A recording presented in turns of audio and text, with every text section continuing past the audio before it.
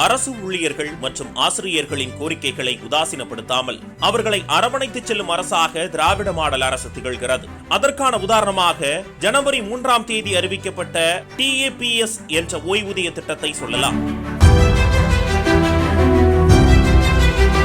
இதற்கான அரசாணை ஜனவரி 10ஆம் தேதி வெளியிடப்பட்ட நிலையில் அதன்படி முன் தேதியிட்டு ஜனவரி 1 முதலே திட்டம் செயல்பாட்டிற்கு வந்துள்ளது. இந்த சாதனை திட்டத்தை செயல்படுத்துவதில் மாண்புமிகு முதலமைச்சர் அவர்களின் வழிகாட்டுதலின்படி மூத்த அமைச்சர்களோடு சேர்ந்து அமைச்சர் அன்பில் மகேஷ் பொய்யாமொழி அவர்கள் எந்த அளவுக்கு முனைப்போடு செயல்பட்டாரோ அதே அளவிற்கான ஈடுபாட்டை பகுதி நேர ஆசிரியர்கள் விவகாரத்திலும் காட்டினார். குறிப்பாக போராட்டத்தில் ஈடுபட்டிருந்த பகுதி நேர ஆசிரியர்களை கடந்த ஜனவரி 14 அன்று தன்னுடைய இல்லத்திற்கு நேரில் அழைத்து பேச்சுவார்த்தை நடத்தினார். அப்போது பகுதி நேர ஆசிரியர்களுக்கான ஊதிய உயர்வு, மே மாதத்திலும் ஊதியம் ஆகிய அறிவிப்புகளை வெளியிட்டார். 15 வருஷமா மே மாசங்கிறது சேலரி எல்லாம் வந்தது, வருஷத்துக்கு 11 மாசம் தான் உங்களுக்கு சேலரியே.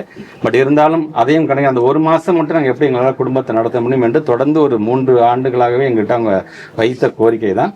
ஸோ அதையும் இப்போ கன்சிடர் பண்ணுறதுக்கு விதமாக அந்த மே மாதம் அவர்களுக்கு வந்து அன்னைக்கு என்னதான் அது லீவ் மாசமாக இருந்துச்சுன்னா அந்த மே மாசமும் அவர்களுக்கு குடும்பத்தை நடத்த வேண்டும் என்பதற்காக குறைந்தபட்சமாக ஒரு 10,000 ரூபாய் 75%.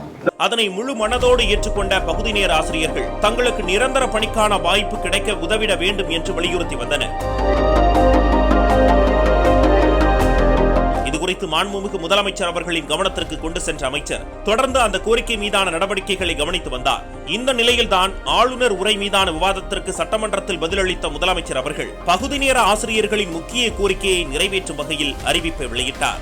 அரசு பள்ளிகளில் காலியா இருக்கக்கூடிய நிரந்தர ஆசிரியர் பணியிடங்கள்ல பகுதியினர் ஆசிரியர்கள் நியமனம் செய்யப்பட ஏதுவா, இதற்கான தேர்வுகளில் பகுதியினர் ஆசிரியர்களின் பணிக்காலத்தை அடிப்படையாக கொண்டு அவங்களுக்கு சிறப்பு மதிப்பு அளிக்கப்படும். இதற்கான ஆணைகள் விரைவில் வெளியிடப்படும். இந்த அறிவிப்பை தொடர்ந்து பகுதி நேர ஆசிரியர் சங்கங்களின் கூட்டு இயக்கத்தின் ஒருங்கிணைப்பாளர்களோடு சென்று மாண்புமிகு முதலமைச்சர் அவர்களுக்கு நன்றி தெரிவித்துள்ளார் அமைச்சர் அன்பில் மகேஷ் பொய்யாமொழி அவர்கள். மாண்பு தமிழ்நாட்டு முதலமைச்சர் இன்னைக்கு இந்த சட்டமன்ற கூட்டத்தோடு நிறைவு செய்யும் பொழுது எங்களுடைய மனமெல்லாம் நிறைகின்ற அளவுக்கான ஒரு அறிவிப்பை அறிவித்ததுக்கு எங்களுடைய பகுதி நேர ஆசிரியர்கள் இன்னைக்கு தான் அவங்க பகுதி நேர ஆசிரியர்கள் நான் சொல்கிறேன். நான் மிக விரைவாக அவங்க முழு நேரர்களாக மாறுவதற்கான அனைத்து வழிவகைகளும் இன்னைக்கு வர இருக்கின்றது என்பதை மகிழ்ச்சியோடு தெரிவித்துக் கொண்டு அனைவருக்கும் இந்த நேரத்தில் நன்றி தெரிவித்துக்கிறேன். பகுதி நேர ஆசிரியர்கள் சார்பாக தமிழ்நாட்டு முதலமைச்சருக்கு மீண்டும் ஒரு முறை என்னுடைய நன்றியை துறையினுடைய அமைச்சரின் முறை நாங்கள் தெரிவித்துக் கொள்வோம். நன்றி.